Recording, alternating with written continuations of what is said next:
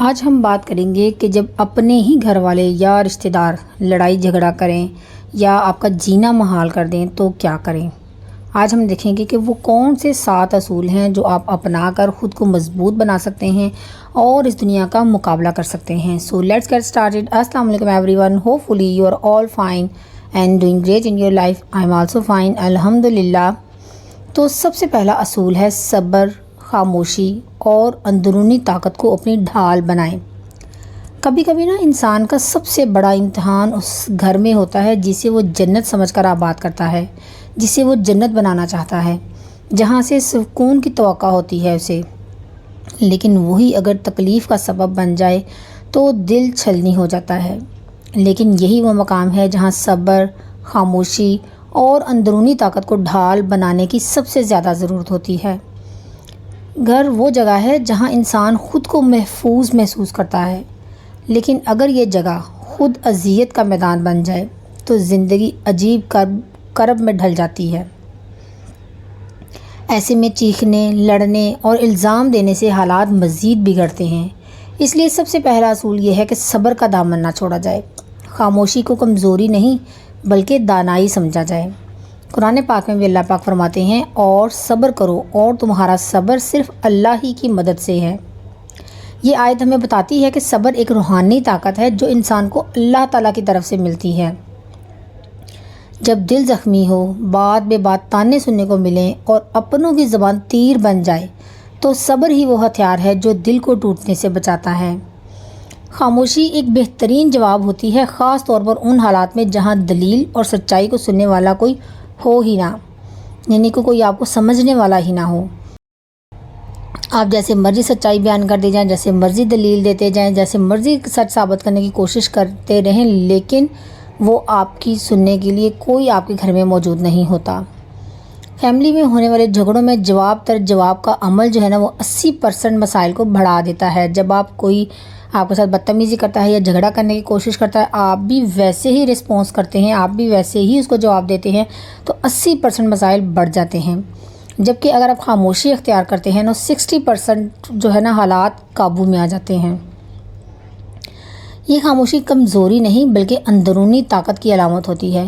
خاموش رہنا اس وقت جب آپ کے اندر طوفان ہو، در حقیقت یہ آپ کی روحانی مضبوطی کو ظاہر کرتا ہے کہ آپ کتنے اسٹرانگ ہیں، آپ دنیا کا مقابلہ کر سکتے ہیں۔ اور اندرونی طاقت اب حاصل کیسے کی جائے؟ نماز اور ذکر سے۔ دل کے زخموں کو بھرنے والی سب سے بڑی دوا اللہ سے رابطہ ہے۔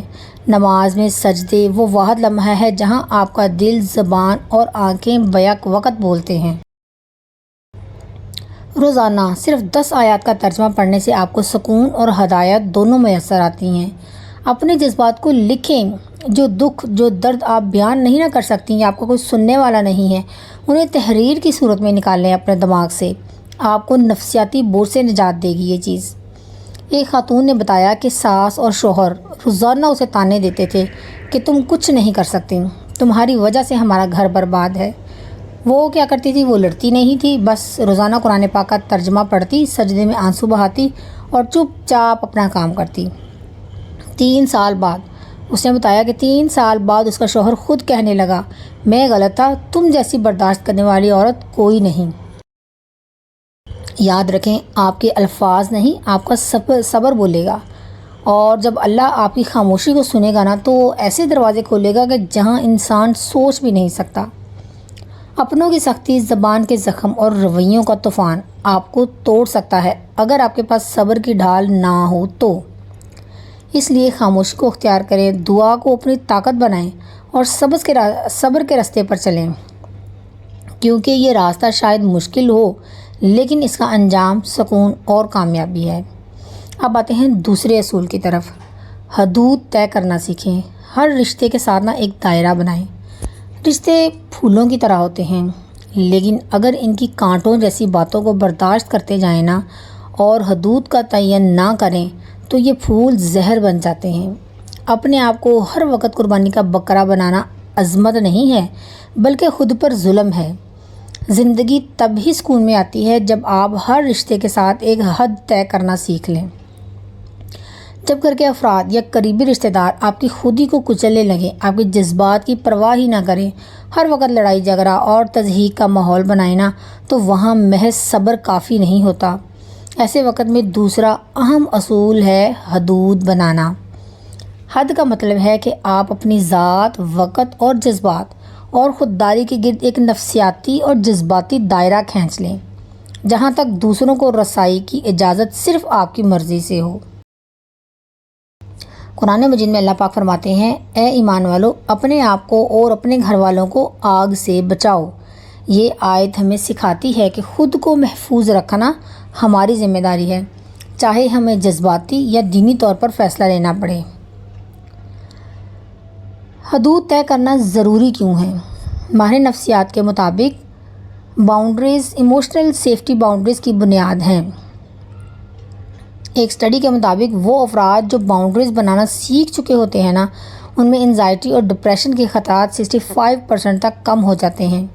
اب یہ حدود ہم قائم کیسے کریں؟ نرم لیکن واضح الفاظ میں بات کریں، جیسے کہ میں آپ کی بات سمجھتی ہوں لیکن آپ کا انداز میرے لیے تکلیف دہ ہے، برائے کرم اس لہجے میں بات نہ کریں۔ دوسرے نمبر پہ اپنے وقت کی قدر کریں۔ اگر آپ دن بھر سب کے لیے حاضر رہتی ہیں نا اور بدلے میں آپ کو عزت نہیں ملتی، تو اپنا وقت دینا کم کر دیں، محدود کر دیں۔ ذاتی معاملات میں دخل اندازی بالکل بھی نہ ہونے دیں۔ اگر کوئی رشتہ دار یا گھر کا فرد بار بار آپ کے فیصلوں میں مداخلت کرے تو مؤدبانہ لیکن مضبوطی سے انہیں یہ باور کرائیں کہ آپ کو اپنی زندگی کے فیصلے خود کرنے کی اجازت چاہیے۔ چوتھے نمبر پہ نہیں کہنا سیکھیں۔ خواتین خاص طور پر رشتہ داروں اور فیملی کے دباؤ میں آ کر ہر کام کے لیے ہاں کر دیتی ہیں۔ اگر کوئی کام آپ کی خودی یا صحت پر اثر ڈال رہا ہے تو نہیں کہنے میں شرمندگی محسوس نہ کریں۔ جیسے ایک بہن نے بتایا کہ اس کی بھابھی ہر وقت اس پر تنقید کرتی، دوستوں میں اس کی تذلیل کرتی، لیکن وہ خاموش رہتی۔ پھر ایک دن اس نے نرمی سے کہا، اگر آپ کو مجھ سے مسئلہ ہے تو براہ راست بات کریں، لیکن دوسروں کے سامنے میری بے عزتی نہ کریں۔ اس دن کے بعد بھابھی نے محتاط رویہ اختیار کیا۔ کیونکہ ایک حد بن چکی تھی۔ حد کا فائدہ کیا ہوتا ہے؟ رشتہ ختم نہیں ہوتا لیکن توازن پیدا ہو جاتا ہے، احترام واپس آ جاتا ہے، اور سب سے بڑھ کر اس بہن کی خودی محفوظ ہو جاتی ہے جو اپنی حد قائم کر لیتی ہے۔ حد قائم کرنا جو ہے نا، یہ بدتمیزی نہیں بلکہ خودداری ہے۔ یاد رکھیں، جب آپ بار بار برداشت کرتے ہیں نا تو لوگ اسے آپ کی کمزوری سمجھنے لگتے ہیں، لیکن جب آپ حد طے کرتے ہیں نا تو وہ آپ کی عزت کرنا سیکھتے ہیں۔ محبت، تعلق اور قربانی اپنی جگہ، لیکن اگر کوئی رشتہ آپ کی عزت نفس، سکون اور خودداری کو روند رہا ہے نا، تو وہاں خاموشی کے ساتھ ساتھ حدود بنانا بھی فرض ہے۔ کیونکہ وہ جو رشتہ حدود نہیں پہچانتا نا، وہ رشتہ نہیں، اذیت ہوتا ہے۔ اب آتے ہیں تیسرے اصول کی طرف۔ اپنے دل کو زخمی کرنے والوں سے امیدیں ختم کر دیں، حقیقت کو قبول کرنا سیکھیں۔ آپ اگر انالائز کریں نا، سب سے بڑا دکھ تب ہوتا ہے جب دل کے سب سے قریب لوگ ہی اسے چیر دیں اور ہم پھر بھی ان سے اچھی امیدیں باندھ کر جیتے رہیں۔ ہمیں پھر بھی ان سے امیدیں ہوتی ہیں کہ یہ ہمارے ساتھ اچھا ہی ہے اور اچھا ہی کرے گا۔ یہ جو مسلسل جذباتی ٹوٹ پھوٹ ہے نا، یہ ہمیں اندر سے کھا جاتی ہے۔ لیکن زندگی کی اصل حکمت یہی ہے کہ ہم حقیقت کو قبول کرنا سیکھیں اور ان سے امیدیں ختم کریں جو بار بار دل توڑتے ہیں۔ ہم میں سے اکثر رشتوں میں اسی لیے تکلیف اٹھاتے ہیں کیونکہ ہم ان لوگوں سے مسلسل توقع رکھتے ہیں جو بارہا یہ ثابت کر چکے ہوتے ہیں کہ وہ ہمیں نہیں سمجھتے، نہ اہمیت دیتے ہیں۔ رشتہ چاہے کتنا بھی قریبی ہو، اگر وہ آپ کے جذبات کو روندتا ہے نا، تو وہاں امیدیں ختم کرنا ہی آپ کی روحانی اور ذہنی صحت کے لیے ضروری ہو جاتا ہے۔ قرآن پاک کہتا ہے، ہو سکتا ہے تم کسی چیز کو ناپسند کرو حالانکہ وہ تمہارے حق میں بہتر ہو، اور ہو سکتا ہے تم کسی چیز کو پسند کرو حالانکہ وہ تمہارے لیے نقصان دہ ہو۔ اللہ جانتا ہے، تم نہیں جانتے۔ یہ آیت ہمیں سکھاتی ہے کہ ہمیں حقیقت کو قبول کرنا سیکھنا ہوگا، چاہے وہ ہمارے جذبات کے خلاف ہی کیوں نہ ہو۔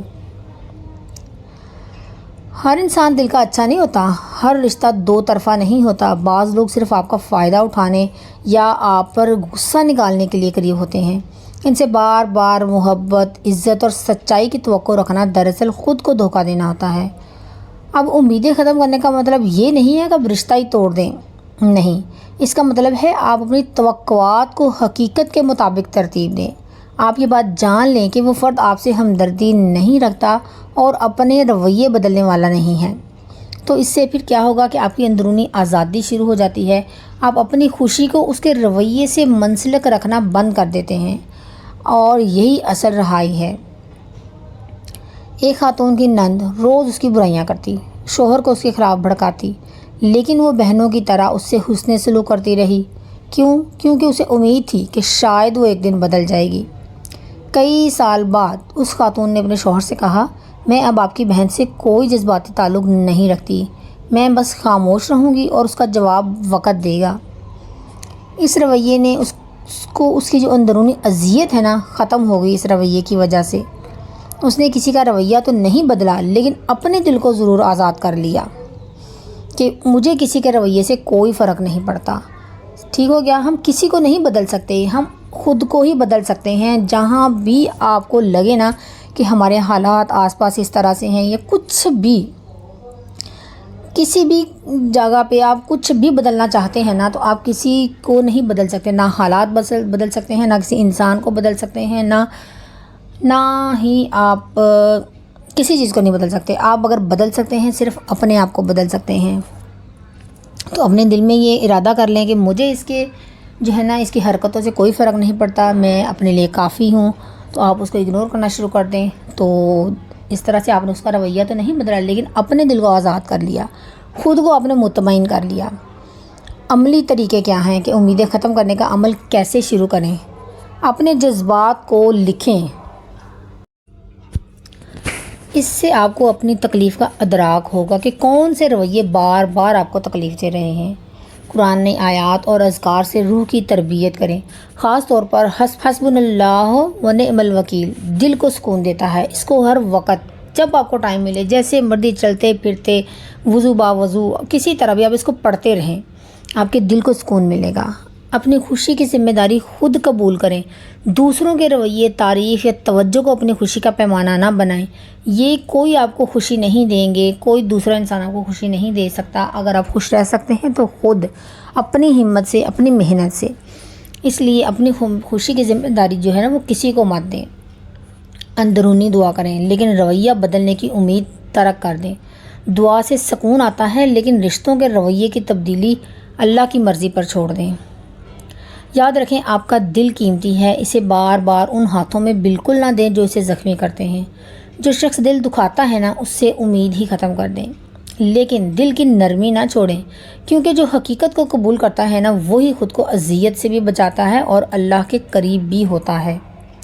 اب آتے ہیں چوتھے اصول کی طرف۔ سنجیدہ فیصلے لینے کا وقت متعین کریں۔ ہر بات کو برداشت کرنا عقل مندی نہیں ہے۔ برداشت ایک خوبصورتی ہے، مگر مسلسل زہر برداشت کرنا خود کو مارنے کے مترادف ہے۔ بعض اوقات نا خاموش رہنا ظلم کو بڑھا دیتا ہے۔ زندگی کا ایک اہم سبق یہ ہے کہ حد سے زیادہ برداشت کرنا مظلوم کی کمزوری نہیں، بلکہ ظالم کی ہمت بن جاتی ہے۔ یعنی کہ آپ کی کمزوری نہیں، ظالم کی ہمت بن جاتی ہے۔ جو ظلم کرنے والا ہوتا ہے نا، اس کی ہمت اور زیادہ بڑھ جاتی ہے کہ یہ تو کچھ کہے گا ہی نہیں، یہ تو چپ کر کے برداشت کرتا رہے گا، اور پھر وہ اور زیادہ کرتا ہے۔ اسی لیے ایک وقت پر رک کر فیصلہ لینا بہت ضروری ہے، ورنہ آپ دوسروں کے رویوں کے غلام بن کر رہ جائیں گے۔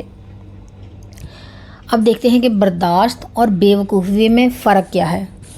اسلام جو ہے نا، صبر سکھاتا ہے، مگر کہیں پہ یہ نہیں کہا کہ اپنے آپ کو ظلم کے لیے پیش کر دو۔ سورۃ النساء کی آیت نمبر 75 میں فرمایا گیا، اور تمہیں کیا ہو گیا ہے کہ تم اللہ کی راہ میں اور ان کمزوروں کی خاطر نہیں لڑتے جو ظلم کا شکار ہیں۔ یہ آیت ہمیں بتاتی ہے کہ ظلم کے خلاف خاموشی جائز نہیں، خاص طور پر جب ظلم مسلسل ہو رہا ہو اور آپ کو ذہنی، جذباتی یا روحانی طور پر توڑ رہا ہے۔ سائنس کیا کہتی ہے؟ National institute of mental health کی ایک رپورٹ کے مطابق جو لوگ بار بار گھریلو جھگڑوں اور رشتہ داروں کے منفی رویوں کو برداشت کرتے ہیں نا، ان میں ڈپریشن کے امکانات بہت زیادہ بڑھ جاتے ہیں۔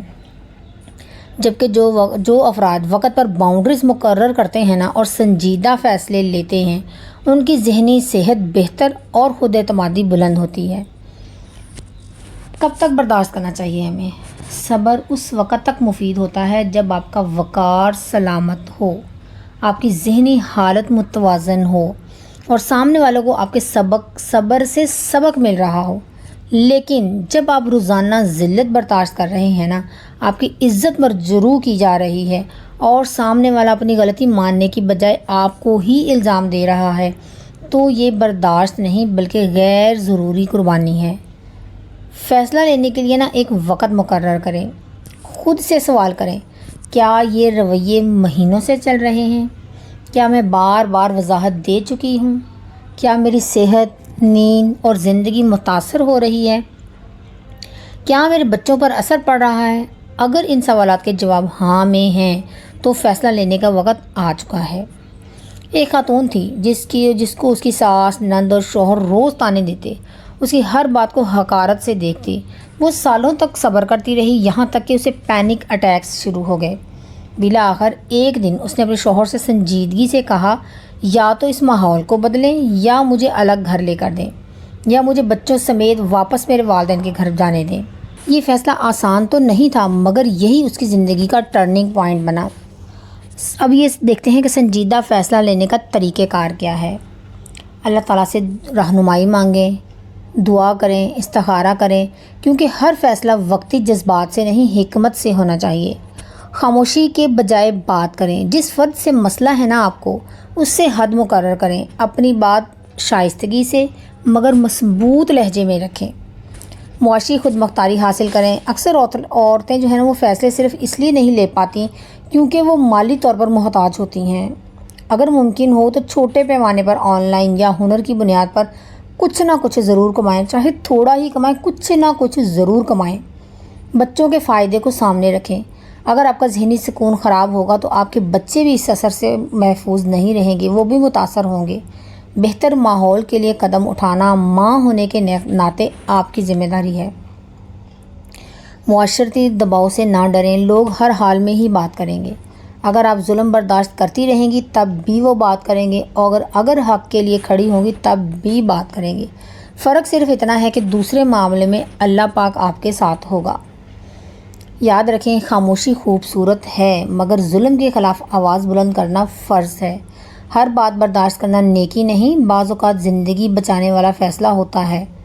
اپنے اندر وہ ہمت پیدا کریں کہ اگر آپ کے ساتھ مسلسل زیادتی ہو رہی ہے نا تو آپ خاموشی توڑ کر انصاف مانگ سکیں، کیونکہ خود کو بچانا بزدلی نہیں بلکہ اللہ کا عطا کردہ حق ہے۔ اب آتے ہیں 5ویں اصول کی طرف۔ ماحول سے ہٹ کر اپنا روحانی دائرہ بنائیں، ذکر، تلاوت اور دعا کو پناہ بنائیں۔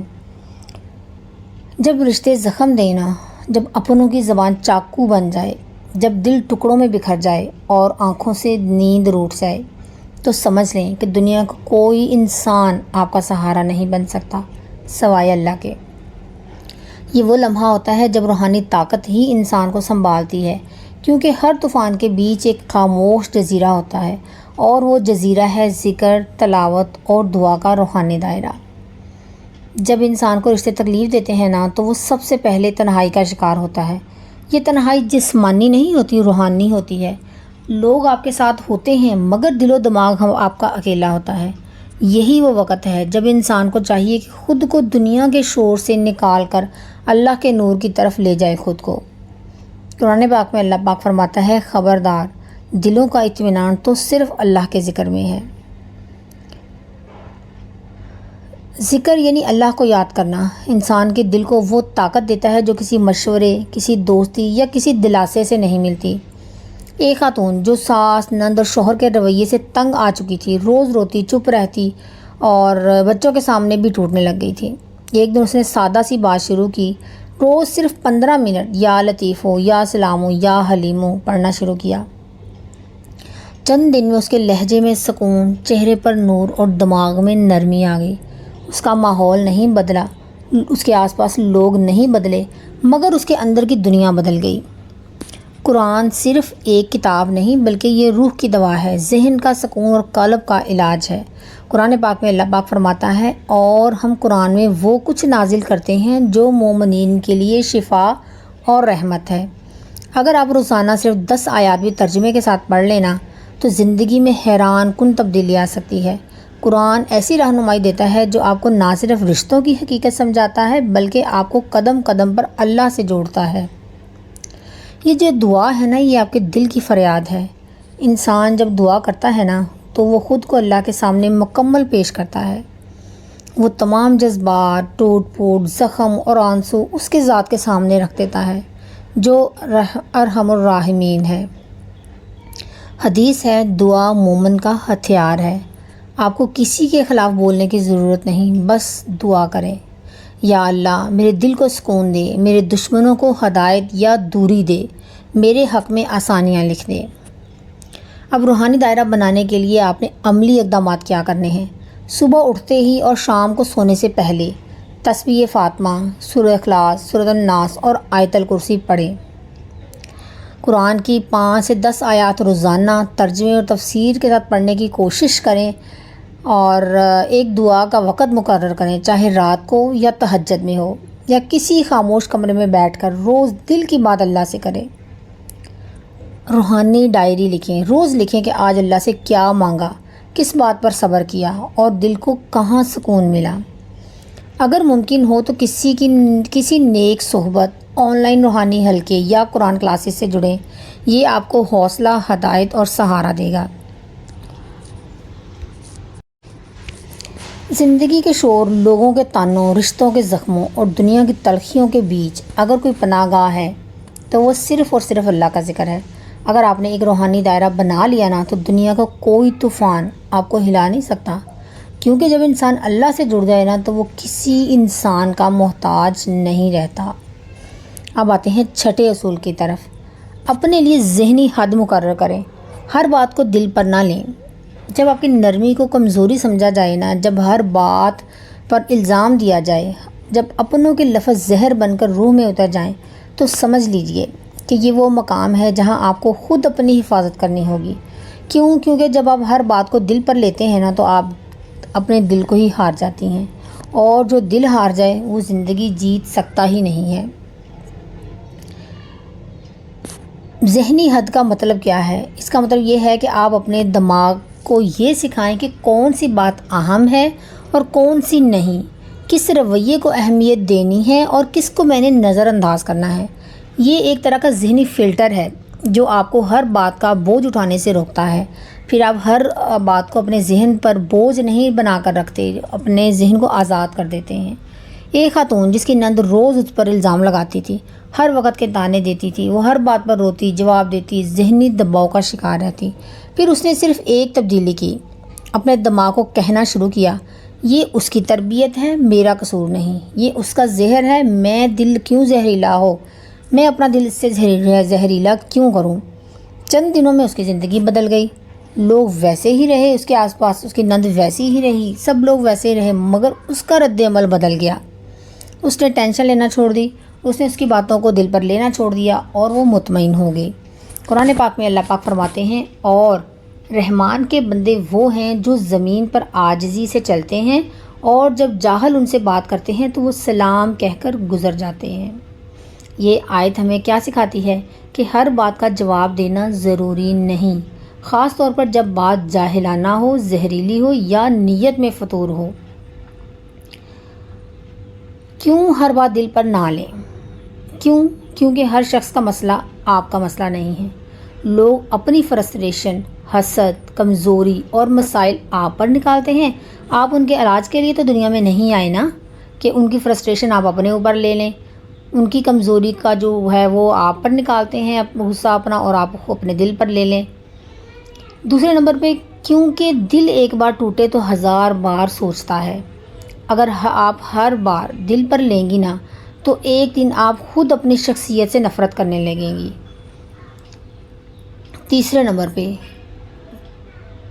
ہر بات دل پر کیوں نہ لیں؟ کیونکہ زندگی کا سکون رد عمل نہ دینے میں چھپا ہے۔ جو انسان ہر بات پر خاموشی اختیار کر لیتا ہے نا، وہ وقت کے ساتھ لوگوں کو شرمندہ کر لیتا ہے۔ جب آپ کو کوئی بری بات کہے گا، آپ اس کا جواب نہیں دیں گی، چپ کر کے گزر جائیں گی، تو اس کو شرمندگی ہوگی نا کہ میں نے اس کو تنگ کرنے کے لیے کہا، اس کو اریٹیٹ کرنے کے لیے کہا، یہ بات کہی، لیکن یہ تو چپ کر کے گزر گئی۔ وہ اپنے آپ میں شرمندہ ہو جائے گا۔ اب دیکھتے ہیں کہ ذہنی حد بندی بنانی کیسے ہے۔ ہم نے پہچانیں کہ کون آپ کی توانائی چوس رہا ہے۔ ان لوگوں کی فہرست بنائیں جو بار بار آپ کو ذہنی اذیت دیتے ہیں، اور ان کے ساتھ گفتگو میں حد مقرر کریں۔ جہاں بہت ضروری ہو تب ان سے بات کریں۔ اپنے دل کی باتیں، اپنے معاملات، اپنے پلانز، کوئی بات ان کے ساتھ شیئر نہ کریں۔ مکمل خاموشی اختیار کریں۔ جہاں بہت ضروری ہو وہاں اس کی بات کا جواب دیں، ورنہ آپ اپنے آپ میں مگن رہیں۔ دوسرے نمبر پہ اپنے دماغ کو روز سکھائیں، میں ہر بات کا جواب دینے کے لیے پیدا نہیں ہوئی، مجھے اللہ نے عزت دی ہے، لوگ کیا کہتے ہیں اس سے میری قیمت کم نہیں ہوتی۔ تیسرے نمبر پر رک کر سوچیں، پھر جواب دیں یا نہ دیں۔ یعنی کہ اگر کوئی آپ کو بات کہتا ہے، پہلے سوچیں کہ میں نے کیا جواب دوں جو بہتر ہو، یا پھر آپ مجھے یہ جواب دینا ہی نہیں چاہیے۔ اگر کوئی بات دل کو چبھ گئی ہو تو فوری رد عمل نہ دیں۔ اگر کوئی بات بہت بری لگے تو آپ فوری طور پر ریئیکٹ نہ کریں، پہلے سوچیں کیا یہ بات اس شخص کی فطرت ہے، یا کیا یہ بات مجھے ذاتی طور پر لینی چاہیے، یا کیا خاموشی اختیار کرنا یہاں بہتر ہے۔ ٹھیک ہے، پہلے سوچیں یہ ساری باتیں، پھر اس کے بعد کریں۔ اگر تو اس شخص کی فطرت ہی ایسی ہے تو پھر بھی آپ کو اپنے دل پر لینے کی کوئی ضرورت نہیں، یا آپ کو اپنے ذاتی طور پر بھی ہر بات لینا مناسب نہیں ہے آپ کے لیے۔ اور اگر کوئی بات بہت بری لگی ہے، آپ سمجھتی ہیں کہ مجھے یہاں جواب نہیں دینا چاہیے، تو خاموشی اختیار کریں۔ چوتھے نمبر پہ اپنی زندگی کے مقصد کو یاد رکھیں۔ جب آپ کا مقصد بڑا ہوتا ہے نا، تو چھوٹے چھوٹے لوگ آپ کو چھوٹا محسوس نہیں کرا سکتے۔ روز ایک سیلف ٹاک کریں، میں جو ہوں اللہ کی رضا سے ہوں، کوئی شخص مجھے گرا نہیں سکتا جب تک میں خود نہ جھکوں۔ اور یہ بات 100% ایکوریٹ ہے، 100% ٹھیک بات ہے کہ کوئی انسان کسی کو نقصان نہیں پہنچا سکتا، کوئی انسان کسی کو گرا نہیں سکتا، کوئی انسان کسی کی عزت کم نہیں کر سکتا جب تک میں خود نہ چاہوں۔ اور یاد رکھیں، ہفتے میں ایک دن نو ریئیکشن ڈے طے کر لیں کہ جو بھی کچھ بھی کہے نا، آپ صرف مسکرا کر ٹھیک ہے کہہ دیں گی۔ سائلنٹ رسپانس کا ہنر سیکھیں۔ کبھی کبھار نا خاموشی سب سے بڑا جواب ہوتی ہے۔ یاد رکھیں، اگر آپ ہر بات پر دل پر لیتی رہیں گی نا، تو زندگی کا ہر لمحہ آپ کا زہر بن جائے گا۔ لیکن اگر آپ ذہنی حد قائم کر لیں گی نا، تو آپ نہ صرف خود کو بچا لیں گی بلکہ دوسروں کو اپنے مقام کا احساس بھی دلا دیں گی کہ آپ کیا ہیں۔ زندگی وہی جیتتا ہے جو ہر بات پر رو نہیں پڑتا بلکہ ہر زخم سے سبق سیکھتا ہے۔ اب آتے ہیں 7ویں اصول کی طرف، جو کہ بہت ہی امپورٹنٹ ہے۔ رشتہ نبھائیں مگر خود کو نہ مٹائیں۔ سیلف ورتھ کو کبھی نہ چھوڑیں۔ کبھی کسی نے آپ سے کہا تمہاری کیا اہمیت ہے، تم تو کچھ بھی نہیں ہو۔ اگر کہا ہے تو سن لیں، اللہ نے آپ کو بے مقصد نہیں بنایا، آپ اس کی خاص مخلوق ہیں۔ ایک چھوٹی سی چیز بھی ہے نا اگر اس کائنات میں، اس دنیا میں، تو اللہ پاک نے وہ بھی بے مقصد نہیں بنائی۔ تو آپ کو کیوں بے مقصد، آپ کیوں سمجھتے ہیں کہ آپ کو بے مقصد بنایا ہے؟ آپ اللہ پاک کی خاص مخلوق ہیں۔ تو جو رب آپ کو عزت دے، کیا آپ کو رشتوں کے نام پر خود کو مٹانا چاہیے؟ کیا آپ کو لوگوں سے عزت چاہیے؟ ہرگز نہیں۔ رشتہ ضرور نبھائیں مگر اپنی پہچان، عزت نفس اور خودداری کا سودا کبھی نہ کریں۔ سیلف ورتھ کا مطلب یہ ہے کہ اپنی قیمت کو جاننا، اپنے جذبات کی عزت کرنا، اور یہ یقین رکھنا کہ آپ بغیر کسی کی منظوری کے قیمتی ہیں۔ کوئی آپ کو قیمتی جانے یا نہ جانے، آپ قیمتی ہیں۔ جب رشتہ دار بار بار آپ کو کمتر محسوس کروائیں نا، آپ کی ہر بات پر طنز کریں یا صرف اپنی بات منوائیں، تو وہاں سیلف ورتھ ہی آپ کو اندر سے زندہ رکھتی ہے۔ ایک خاتون ہر وقت سب کی خدمت میں لگی رہتی تھی، سب کے کام، خوشی، فرمائشیں، مگر بدلے میں کیا ملا؟ یہ تو تمہارا کام ہے۔ پھر وہ بیمار ہوئیں اور سب نے ان سے منہ موڑ لیا۔ تب جا کر اسے سمجھ آیا کہ وہ رشتے نبھاتی رہیں مگر خود کو مٹا دیا۔